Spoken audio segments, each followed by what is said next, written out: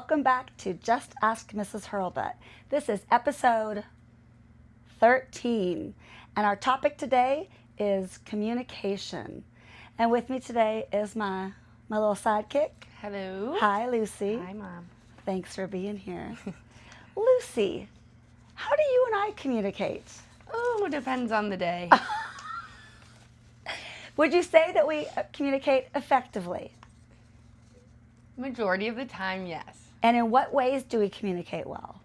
I think you and I are both good at walking away from a conversation if there wasn't good communication and saying, are we on the same page? Right, good. At what age do you think we turned a corner and maybe saw an improvement in our communication? When I was 15. When you were 15. What happened when you were 15 that suddenly everything changed? I think that you started trusting my communication more. And maybe your judgment about things? Yeah. Or And my maybe knowledge. you started being more forthright with information. Yeah. I don't know. Maybe we met in the middle somewhere. Yeah. So this is my daughter, and of course, she and I communicate pretty regularly, and I would say we're very similar, very like-minded in the way that we think and talk and prioritize the way we communicate. Sure. Maybe you should be in front of the camera, because the look she's giving me, oh my goodness. Well, today we're talking about communication. Here's the reality. We communicate in so many different ways, and we all know who we communicate with the best in our lives and who we tend to struggle with when we communicate. And oftentimes I ask my students to start there. Like, who would you say you communicate with the best? I won't ask Lucy, because if she doesn't pick me, I don't know what I'm going to say. It's not me. That's okay. I can take it. So with whom do you communicate with the best, and why? Like, what makes it work so well? And then on the other side of that, who do you tend to not communicate well with? There's a lot of misunderstandings. That's a great place to start, because you already know who those people are. You can usually pinpoint what works and what doesn't work. So that's where we start. But then we also should think about the methods with which we communicate, because obviously they have evolved and there's many different ways we can now. And so that's kind of where I'm hoping that we're going to go, is to really kind of unpack the best ways to communicate and the best tools to use. So what do you got for me today, I would Lucy? just like to say, Yes. I am our honorary expert because I have a bachelor's degree in this. That's true. That is true. Yes, you are. We're a communications major, but you also are my market. Yes. You are my audience. You fit the profile of my audience. So that's why you kind of win. All of my children have been involved, but Lucy is the best for this topic, for all these topics, because simply by virtue of her age. And you're also the only one that is available when I need you to be. Okay, so. Okay. Question number one, let's start. How can I express my feelings honestly without starting an argument or hurting someone? Well, I'm always going to start the answers to those questions with come from love. Come from love, and acknowledge and affirm the other person before you start, whatever it might be. Listen, I know that you believe this, or I know that you're coming from this, but I ask that you just give me a few minutes to explain what I'm thinking. Can you tell me the first part of that again? Yeah, I do just want to say that I think this is a great first question coming in from last week on Fighting Fair, that I think we talked a lot about have the conversations before it becomes a fight. Yeah. And I think that's what this question is navigating. Timing is everything. So it's saying, how can I express my feelings honestly without starting an argument or hurting someone? Okay. So a couple things there. One is, yes, the timing is everything. Two is the way that you approach the conversation so that the other person doesn't get defensive. The other part of that question is really tricky, and that's the word feelings. Expressing feelings is really tricky because they tend to lead the conversation. And when we lead with our feelings instead of our brain or our mind, we can get off course pretty easily. So my first suggestion would be come from love. But my second suggestion would be to consider the word feelings and maybe shelve it, just so you can get out the thought process, the thinking, in sort of an unbiased way first. This is what I'm observing, this is what I'm seeing, this is what I'm thinking, this is what I'm considering, and then you can bring the feelings in. Feelings can get tricky because when you lead with them, your heart gets in the way of your brain and the conversation may not go well. So I would say come from love. I would say to really make sure that you validate the other person, affirm the other person, check your surroundings. Are you distracted? Is the timing bad? Are you both available mentally in this moment? That's one that your father and I have all the time, where he'll want to like have a conversation, I'm literally walking out the door. So now would not be a good time to have that conversation. Can we talk when I get home? So the when, the where, and then the approach, and then to do your best to set aside the feelings and really come from a concrete place of facts, and then bring your feelings in at the end. And hopefully by then your audience is attentive and seeing the bigger picture instead of the tunnel vision that they probably had before the conversation started. Yeah. And your tunnel vision as well. And I think it's important that you're not just talking to talk. Like, you're bringing this up because you don't want it to happen again. So therefore, I don't think every single conversation has to have a solution, but there should be a dialogue of like how your partner and you should be able to say, or friend, or whoever, whatever it is, says like, okay, what can I do so I don't make you feel like that again? Or do you mind doing this so that I don't feel that way again? Coming from either party. But that means you have to recognize that in the other person. Oh, yeah. And the best way to recognize that would be in that dialogue. You just said something right at the beginning of that I wanted to comment on. It's been a long day. All right, but I think that answers it. Yeah. Really being able to separate feelings and thinking is so, so important. But acknowledging that both of you have an opinion and you're both entitled to it. And the approach is so important. And that feelings aren't facts. Right. Feelings aren't facts. They're important, but they're not what you should lead with. Yeah. Okay, this one's really interesting. How do I deal with friends who are always monopolizing our conversation? Oh, yeah. You know what? I don't care how old you are. We all know that person, and sometimes we are that person. That's the facts. But how do you avoid that? There's one really simple trick. How do I deal with it? Okay. There's one really simple trick that I love to challenge my students with. I will ask them if they listen to respond or listen to understand. Yes, we all respond at some point. But when someone's talking to you, are you really listening to what they're saying and how it applies to them? Or are you listening to what they're saying and how it applies to you and how you're going to respond to that? Oftentimes people will say, oh, yeah. The same thing happened to me. Or you think that's bad, try this. Or preach, I get that all the time. When you turn it back to you immediately, that's listening to respond. Listening to understand would be, oh, I hear what you say, Lucy. Can you explain more about whatever? Like, pose a question. Where were you when this happened? How long has this been going on? I'm really sorry to hear that. How well do you know this person? Whatever. Ask the questions. The example I give in class is something like, my dad had surgery over the weekend. And the person you say that to says, oh, or let's say you say, my dad had knee surgery. Oh, I had knee surgery. It's horrible. It's really hard to recover. Whatever else you're going to say. That's listening to respond. Listening to understand would be, oh, I'm really sorry. What happened? How long is the recovery? How's your family doing? Does anybody need any help? Like, that's listening to respond, to understand. So the first thing would be you can't control what the other person's doing if they're monopolizing the conversation, but you can certainly not be that person by being in control of how you're listening. So to avoid being the person who's monopolizing the conversation, check yourself.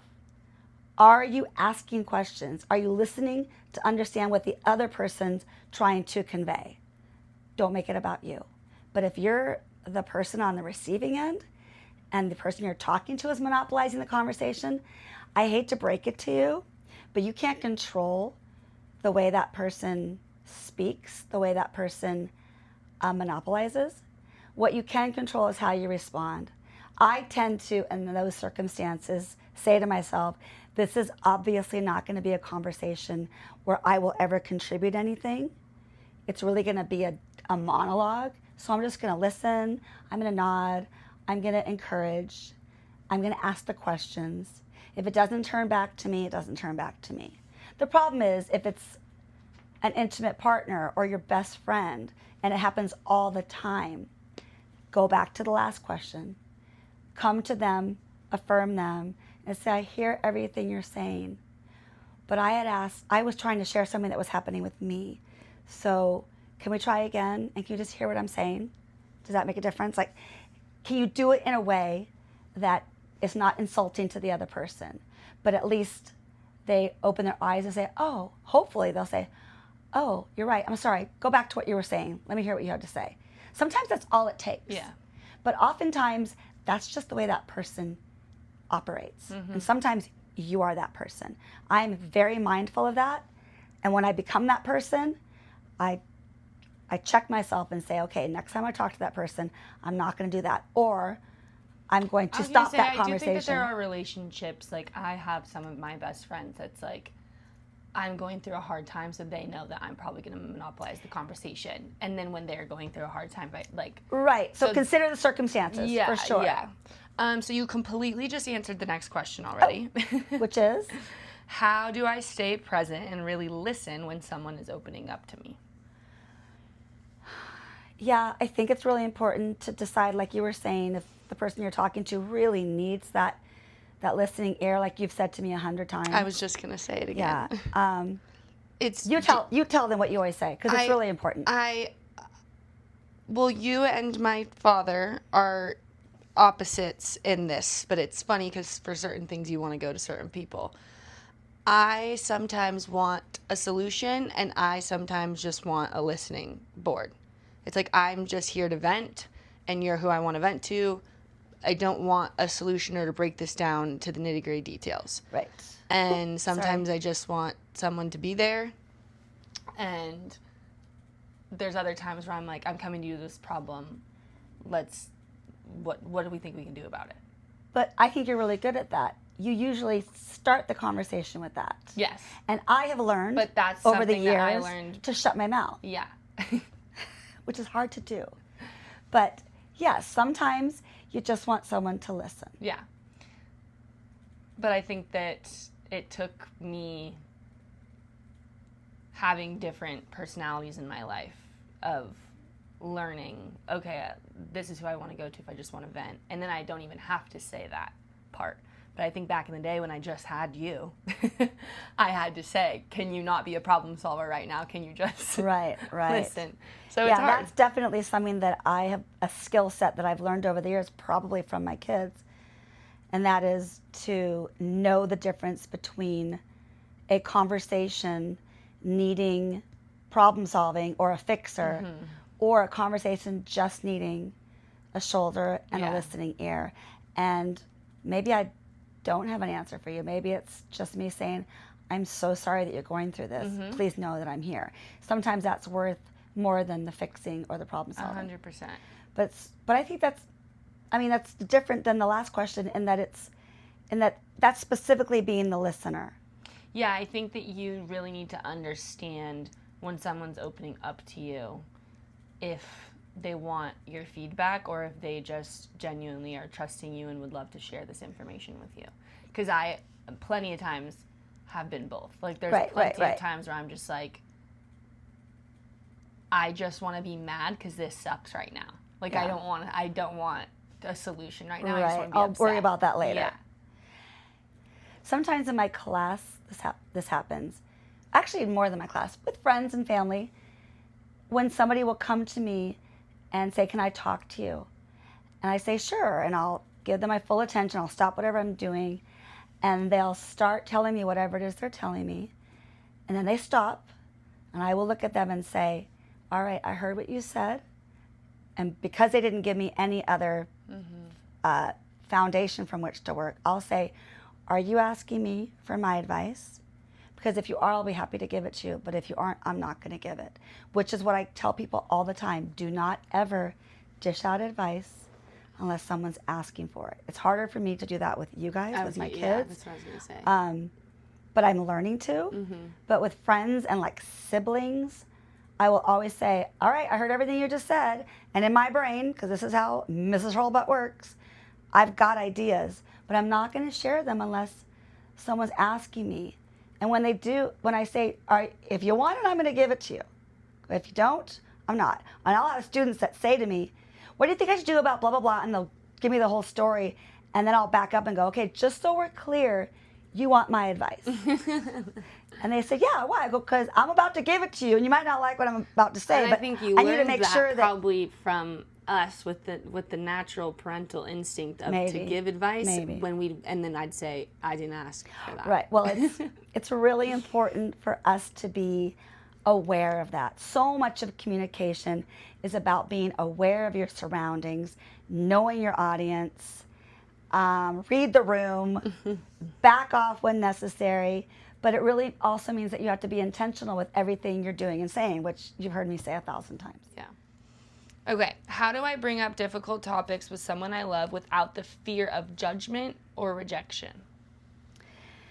Well, you said it was someone that you love, and I assume that they love you Yes. as much as you love them. So that's a wonderful foundation to start with. If you have that foundation, you can't get too far into that conversation before you realize that you will not be judged and you will not be, what was the other? Rejected. So you have to be in a relationship, whatever relationship it is, mother, child, friend, romantic. You have to have established that, and you have to have built a really strong foundation so that when you do come with something really sensitive that maybe you're admitting to, or maybe you're struggling with, or maybe you're embarrassed about, whatever it is, you're going to be very vulnerable in that minute. And there's nobody better than that person to allow yourself to be vulnerable.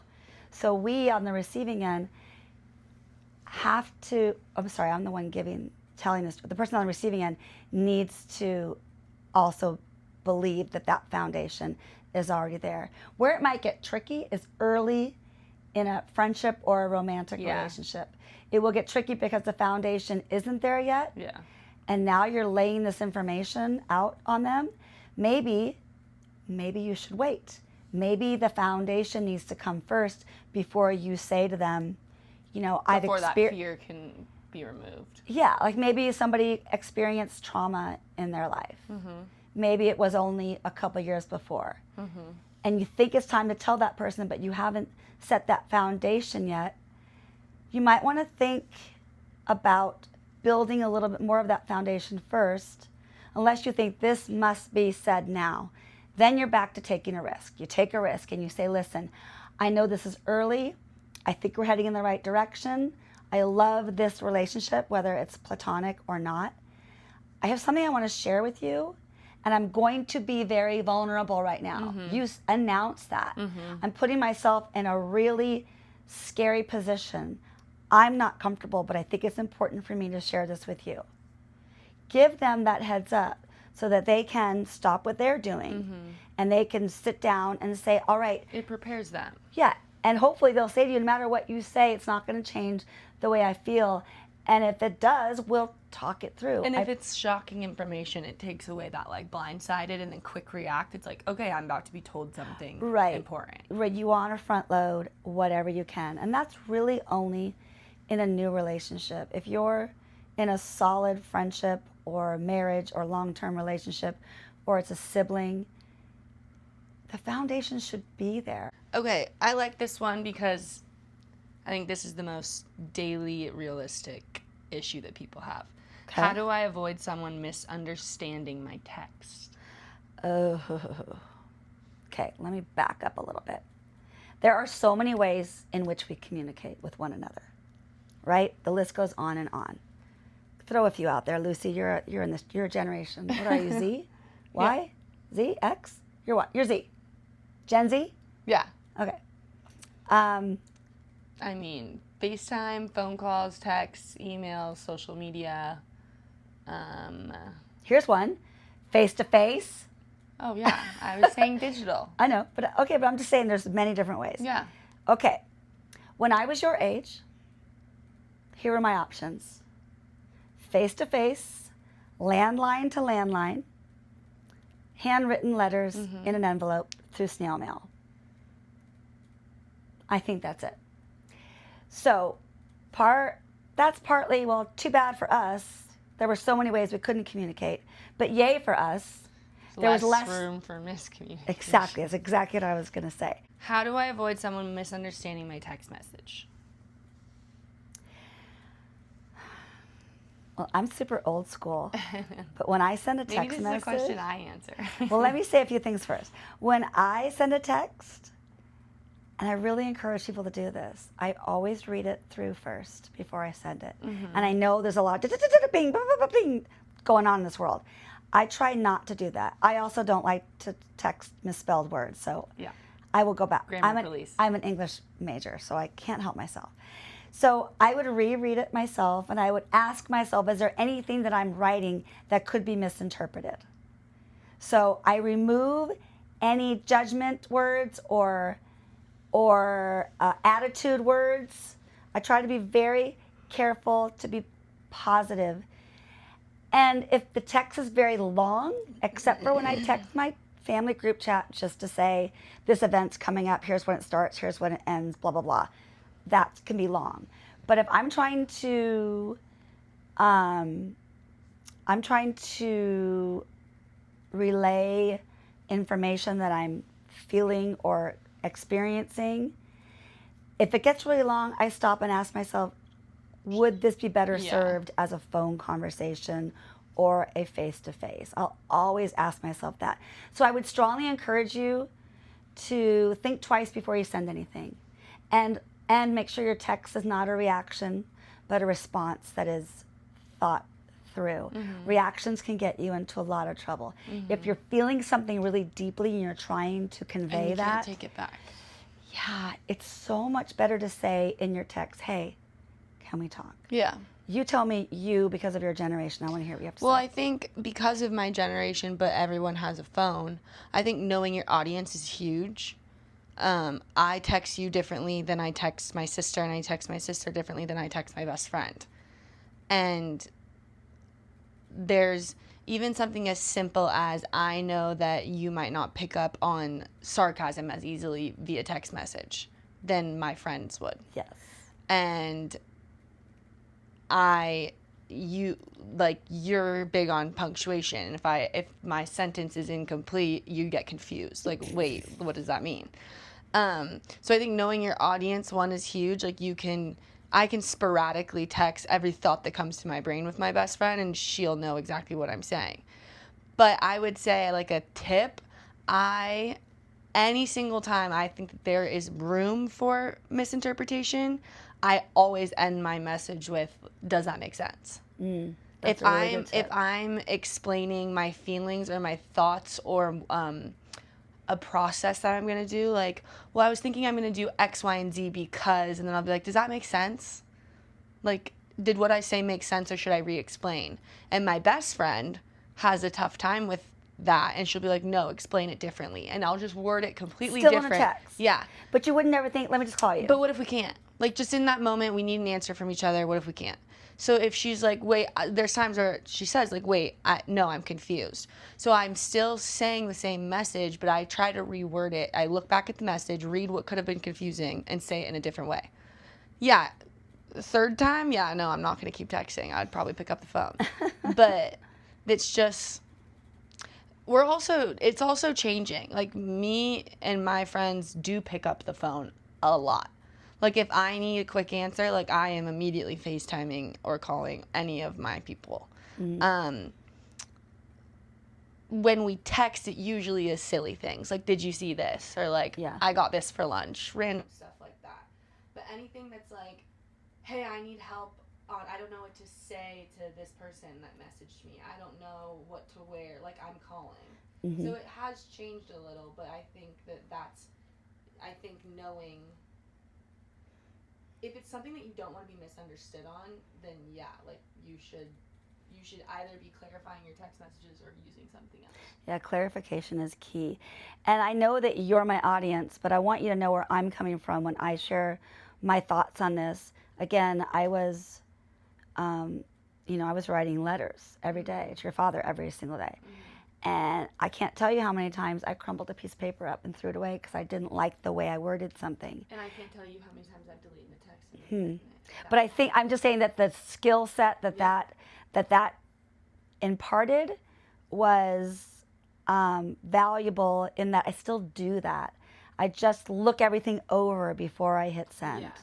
Always. And I don't know if everybody does that, especially if their emotions are running rampant. Yeah, but I'm not even talking about, like, my miscommunications tend to happen, like, wait, I thought we were going here first. Like, miscommunications with that, because you're just texting, like, meet me here at this time, and then we'll go do this, and it just gets lost in it. Or you missed a message. Right. So the feelings thing, I think most people look it over because their feelings are important to them. But passing by moments and conversations, I think those are really easy to misinterpret. So if you're ever... Like, you and I have had that with just this podcast. Just recently, Like, and it wasn't in... That's the other thing. It wasn't in text. Yeah. I kept scrolling back up. I'm like, wait, did we get the time wrong? I don't see it anywhere. I don't know why we had different times. All I had was what was in my calendar, and you had what was in your calendar, but how do we have any proof of what the discussion was? I know, but we don't need proof to just say, all right, we'll figure it out. We solved it, but I'm just saying that's where the benefit of text can come in. It's like, no, we read the text, Yeah. and then it's like, oh, okay, you're right, I'll meet you there. Cool. So you need to utilize the technology that we have at our disposal effectively and to the benefit of you and the person you're communicating with. It should never be harmful to the communicating. It should never be confusing. The minute it becomes confusing, you've got to come up with a way to backtrack and get back on track. Yeah, I also, like, my final note would be for my generation in today's day and age of technology, it's really easy to over-communicate. It's really easy to be like, you know what? Those are thoughts that probably could have just stayed in my head. Like, I didn't need to express every single thing. Now my thumbs just kept going. It's like that. I missed the point. I missed the baseline, and it's super easy to spam a bunch of information. The important part gets looked over because there's 10 messages. Well, it's funny. That reminds me of episode, I think it was 10, Parents, when Pam was here. Yeah. And we talked about, like, how often do you communicate with your child. Yeah, that people who are texting incessantly, not only are they monopolizing somebody else's time, but the other person is not putting as much value in the text because they're nonstop. So be very intentional with the way you utilize technology. Have fun with it, but use it effectively so that your communication is clear and it constantly grows and improves instead of declining in its clarity or in its effectiveness. We could talk about communication for a long time. Was that our last question? Yep, we're all done. Ask more questions. If you want more specific answers about communication, Lucy, tell them how they can send them. You can comment them here, you can comment them or direct message them on Instagram, or you can email them to justaskmrshurlbut@gmail.com. And for all of you kids that have moved on to college, that are all over the country, spread the word. We'd love to get more followers. So let them know that a lot of the answers to the questions they have may or may not be right here. Or maybe the conversation will get started and somehow it'll turn things around for you. may have to edit that.